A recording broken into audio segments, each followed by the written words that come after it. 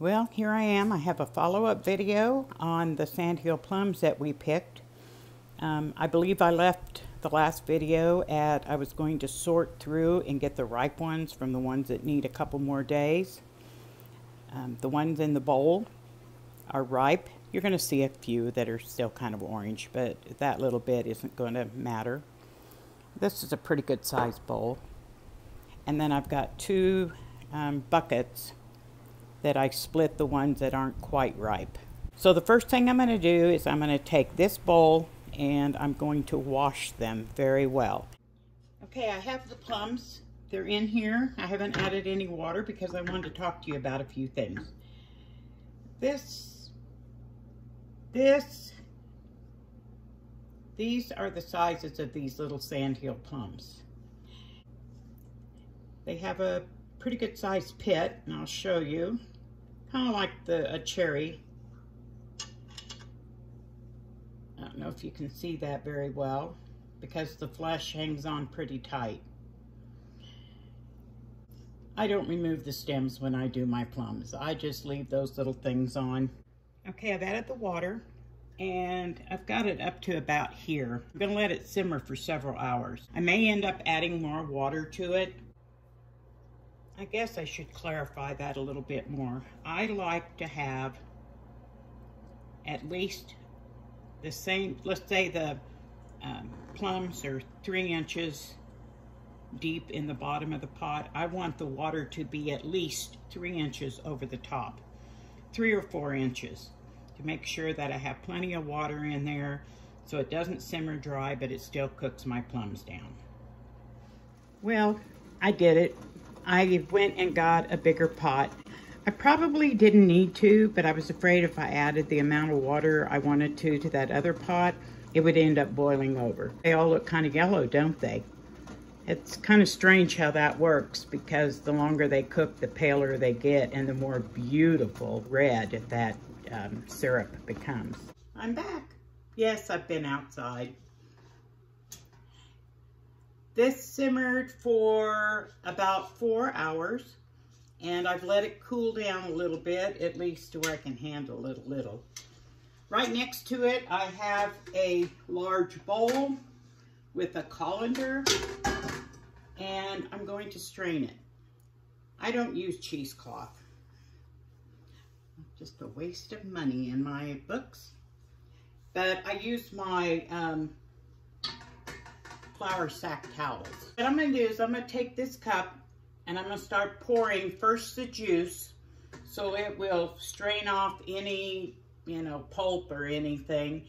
And then I'll put the plums into the towel and I'll gently squeeze the juice out through that. Look how beautiful red that juice is. Okay. First, I'm going to get mostly juice. And I'm just going to let it strain through.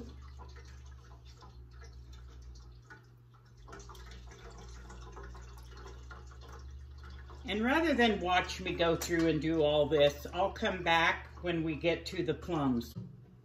Well, I've ended up with more juice than I thought I had, and I haven't even squeezed the plums yet.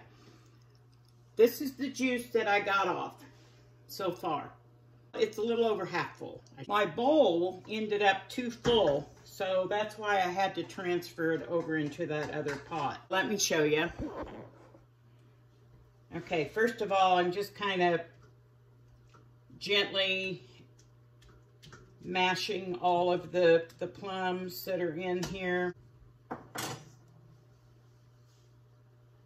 And I guess this is common sense what I'm going to do, but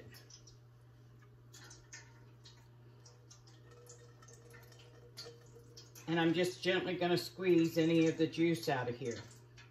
Well, it's the next day, guys, and we're back in front of the stove. This is how much juice I ended up with yesterday. This one and this one, 2 half gallons, so I ended up with 1 gallon of juice yesterday. Now the recipe that I use, it's a large recipe, and it makes like 5 pints. I'm starting to pre-measure everything back here. You want everything ready to go, and as I go through it, I'll tell you. But it's going to take 6 cups of the juice, 8 cups of sugar. Yes, jelly takes a lot of sugar. Well, first of all, for sandhill plums, you need the sugar. You're not going to like the bitterness. But all jelly takes a lot of sugar, and that's what helps it, along with pectin, and that's what helps it set up. Okay, let's get started. Like I said, you want everything measured out before you even start making this. So here's my 6 cups of juice. Now remember, every type of jelly that you make has different measurements, so you want to follow the measurements for that recipe. So I've added my 6 cups of juice. Right now I have my heat on high. Here's my 6 tablespoons of pectin powder. Also, off to the side, I have my 8 cups of sugar already measured, because once it hits that boiling, things start moving a little faster. For those of you that have watched my canning videos before, I don't do much water bath canning anymore. I do steam canning. Water bath canning was taking so much water and then so much energy to bring that water up to the simmer or boiling point that I discovered steam canning. And steam canning, you do the timing, everything is the same as water bath canning. So I'm gonna drop you down, you can see what I'm doing. My jars are in the steam canner. They've been washed and dried. Now I've got them in the steam canner getting hot, and to sterilize them. For water bath or steam canning, you need to use sterile. Hot, sterile jars, hot product. Your lids washed well. They don't have to be simmered like the old ones, but I like to get them pretty warm. I have my lids just sitting on the back burner here. All I'm going to do is heat them up, just because I'm going to have everything else hot. Okay, to the syrup or the juice, I'm going to add my 6 tablespoons of pectin powder. I want to show you what it looks like when you first put it in, so that people don't panic, or you know, that theirs gets all lumpy. This will dissolve. Okay, as you can probably see by the steam, this is getting very hot, and it took less than 60 seconds for that pectin to dissolve. It dissolves very quickly. One trick that some people do to cut down on the foam, because jelly does foam, is they add a half a teaspoon of butter. I have my butter right here. So I'm just going to, by gosh and by golly, a half a teaspoon. I'll put that in there. And once this comes to rolling boil, then I will be adding the sugar. Okay, my juice and pectin mixture has come to a full rolling boil. A rolling boil is one that you cannot stir down. Like I said, I've got my 8 cups of sugar ready just to dump in. And put that all in right away. And as with the pectin, just keep stirring. Don't worry, it will dissolve. You get, the sugar just kind of all clumps together, but it'll be okay. Now I'm going to stir this until it comes back to a full rolling boil. Okay, we've reached that full rolling boil. Remember, a boil that you can't stir down. And now we need to let that boil for 1 full minute. I've got my timer going. Now, as you can see, there's a lot of foam here. And that will settle down And that's another reason you want to do this in a deep pot, because it does boil up.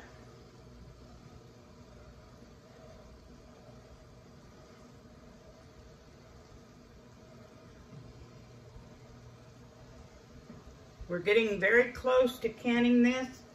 My lids in the back are hot. I've turned the heat off on those. I just wanted to get them hot. My jars are in the steam canner. They've been in there for probably 15-20 minutes now, so I'm sure they're good, hot, and sterile by now.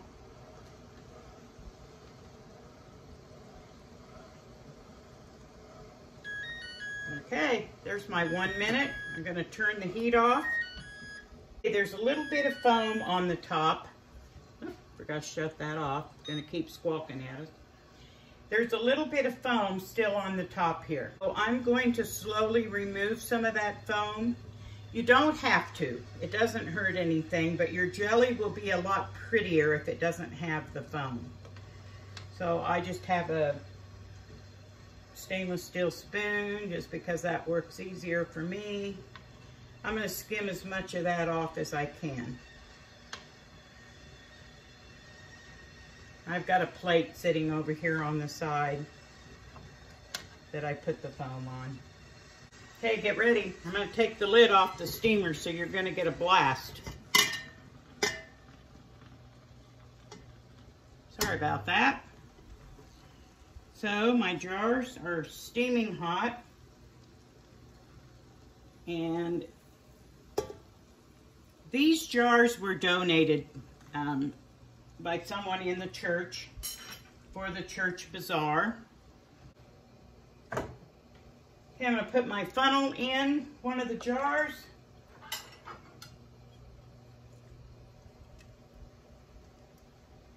And I've got a ladle. That works best for me. Move my pan over closer so I don't drip jelly down the side.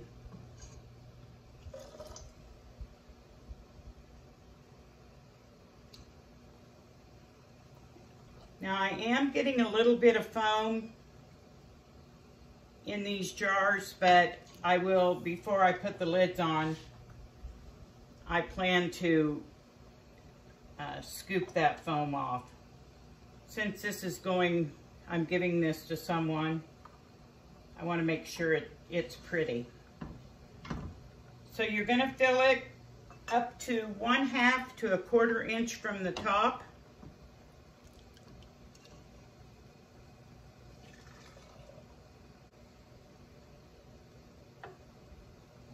By the way, guys, if you ever come across, we know the people that own that pasture. We definitely would not just pull into onto some stranger's land and take it upon ourselves to pick those plums. Plum picking is not a pleasurable experience because they're pretty stickery and the branches are kind of pointy. Plus you're fighting the bugs and the mosquitoes, and normally you're standing up to your waist, if not higher, in really thick brush. So I always wear jeans and boots and gloves and something on my head. And the worst part for me is rattlesnakes seem to like that part, to hang out in plum thickets like that. Okay, now I have a clean, damp dishcloth. You can use paper towel.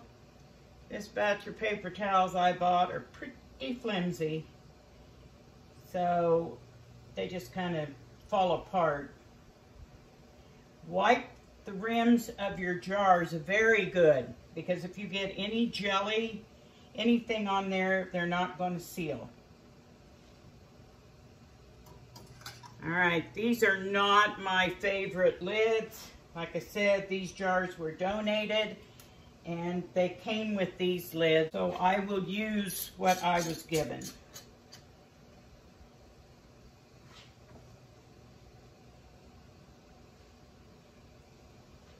Okay, there you go. Isn't that beautiful? Sandhill plum jelly is just about the most beautiful jelly. It's going to go back in the steam canner. Son of a gun, that steam's hot. To be kept warm until we're ready to time it. I'm going to go ahead and get everything filled and the canner loaded back up, and then we'll take over from there. Okay, I ended up with 5 pints of this beautiful red jelly. I have topped off the water level in my steam canner. It's very important that you not let it run out of water. You got to make sure that hot steam is there. So if you're water bath canning, you want it to simmer in the hot water with at least 2 inches of water over the top of the jars. Like I said, I just don't want to waste all that water, or energy heating it. But now I'm going to put the lid back on. And on top of my steam canner is a gauge. And let me show you what we're looking for. I hope you can see I'm in zone 1.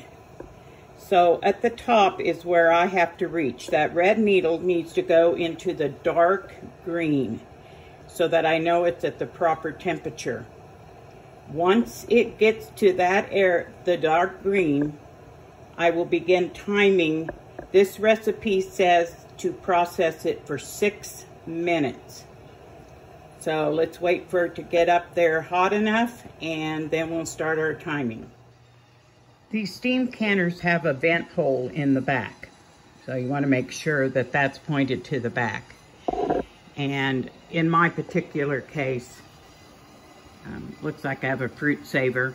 You want it to point this direction so you can see the gauge. Sometimes you will see the lid start to lift a little. If it does that, all you need to do is turn your heat down. So it just means you've got your heat too high. Right now, you can see it starting to move just a little. So I'll just turn my heat down just a bit. But you don't want it to quit steaming, because that's where your processing comes in. And let's see. Okay, we've reached the green. So now I'm going to set my timer for 6 minutes. Okay, our 6-minute timer just went off. So now I'm going to turn off the heat under the canner and then let it set for 5 minutes. Okay, our 5-minute timer went off. So time to remove these beautiful 5 pints of Sandhill plum jelly. And while I was waiting for the timers to go off, I would start cleaning up, and by the looks of things, I'll be making at least 2 more batches today. And already after 1 day, all of the rest of the plums are ripe and ready to cook down. So I'll have a busy day in the kitchen. Okay guys, thanks for being here. And don't forget, ForJars canning lids. The link will be in the description below.